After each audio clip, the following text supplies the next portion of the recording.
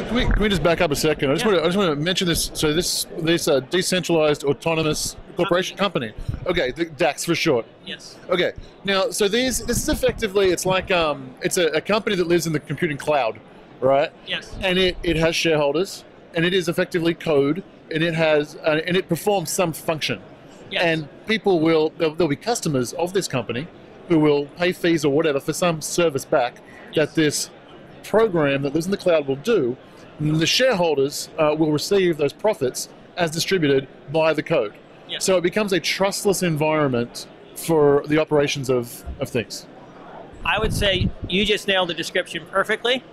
The key thing is that these are companies that can't have assets and can't have liabilities, yet they perform a service. Okay. And they generate revenue performing this service, and that's why they have value. So give me the most simplest example of this to get my head around. I think the lottery example is actually a good one. And this is an example of how does a lottery company work. It sells lottery tickets, generates revenue, puts some of the revenue in a pot for the prize, keeps the rest as profit or marketing the lottery. Yep. Or you can implement that exact same logic. You sell lottery tickets, and how do you sell them? For shares in the company. You take some of those shares, you put in the pot, the rest are paid as dividends.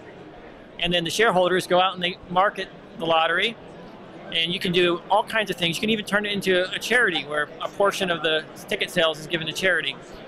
So that is the simplest possible DAC that that can all be done free of trust on a blockchain, and even the winner is selected by the software, by the program. So there is no human that can interact with it. Once that software is released, no one can go in there and manipulate it. Yeah, so that's actually trust it. That's the key to that. That's the one, the example that makes the most amount of sense in my head. Yeah. So you're trusting a code, like whereas with current lotteries now, there are regulators, and you make sure this, and who knows whether the people are taking, if they actually give away 87% of the pot, if that's what they promised to do. Yeah. You're talking about there can be this computer program that's open source, every single person can see, and you're buying shares in that. Once all those shares are allocated, then you, or depending on how the rules of that program are written, but it says, okay, shareholders take this much, and it distributes the profits to all the shareholders.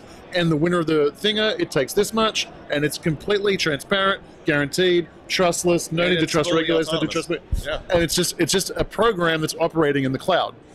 That is the really simple, crystal clear example. I love that one. And once it's released, okay, so there's no one to trust, not even the us, who the ones that are writing the software. Once it's released, it exists on its own. It's literally a company that is. The company is a loose term to describe what it is, but essentially it's a company that's programmed to make a profit.